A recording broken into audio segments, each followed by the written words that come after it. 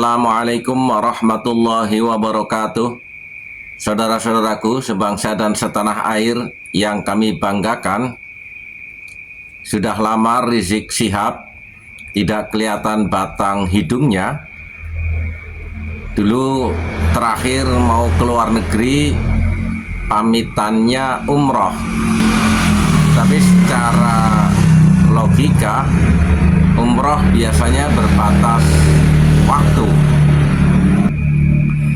Dan ada pemberitaan untuk seorang Rizik ketika dulu sempat kabur, keberadaannya tetap diketahui. Tapi kali ini cukup misterius, nggak tahu rimbanya kemana.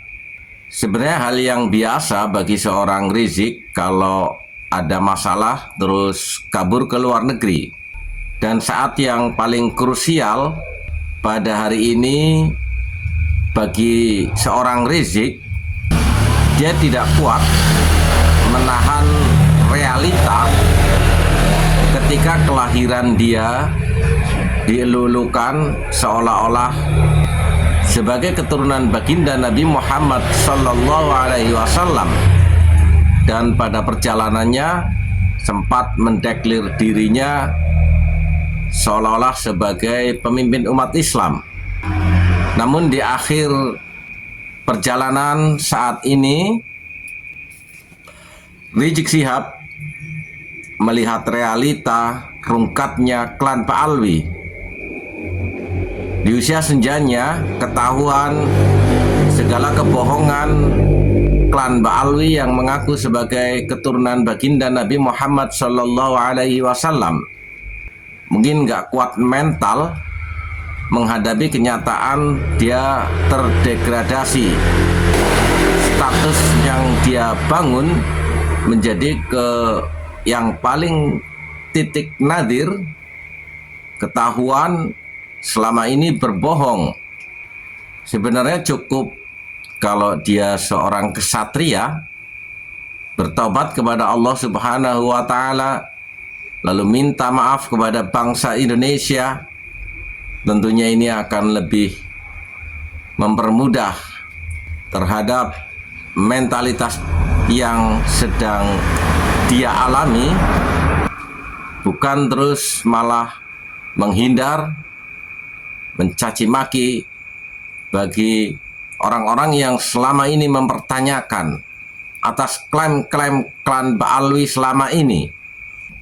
Kalau hal demikian dia lakukan, mungkin sedikit akan memberikan pencerahan terhadap para mukibin-mukibinnya untuk sedikit bisa menggunakan nalarnya.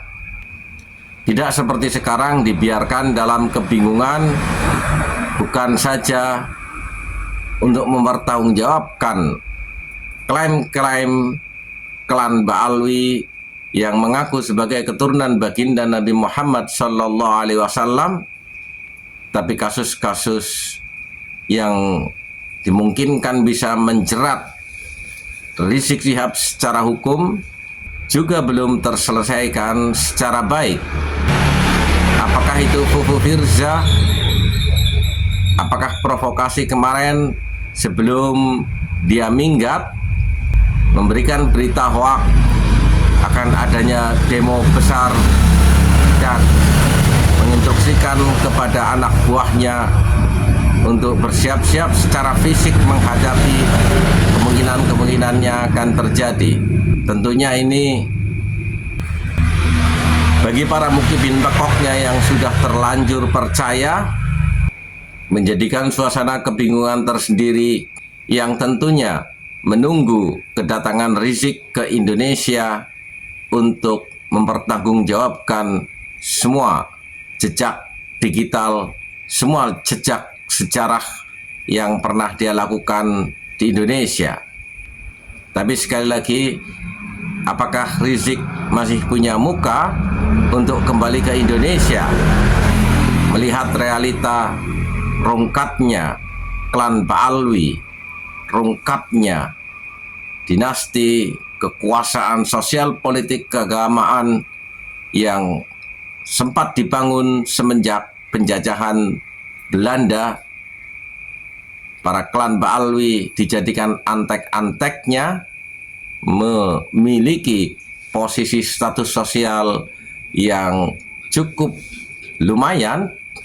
Hari ini harus rungkat karena pribumi semakin cerdas melihat kesejarahan klan Ba'alwi di Indonesia yang penuh dengan catatan hitam dan kebohongan klaim dia sebagai dzurriyyatur Rasul Sallallahu Alaihi Wasallam terkuak. Inilah kenyataan pahit bagi klan Ba'alwi. Dia lahir kena prank leluhurnya yang mengklaim sebagai dzurriyyatur Rasul Sallallahu Alaihi Wasallam, tapi hari ini semuanya terkuak. Arus informasi perkembangan ilmu pengetahuan yang sangat pesat menjadikan setiap orang mampu melihat kebenaran, mampu melihat realita-realita sejarah apa adanya. Saudara-saudaraku sebangsa dan setanah air yang kami banggakan, saatnya situasi yang seperti sekarang ini kita harus berani mengambil sikap melawan arogansi dan supremasi para kabib klan Ba'alwi yang sempat mengotori bumi pertiwi. Bersiaplah. Walafu minkum. Wassalamualaikum warahmatullahi wabarakatuh.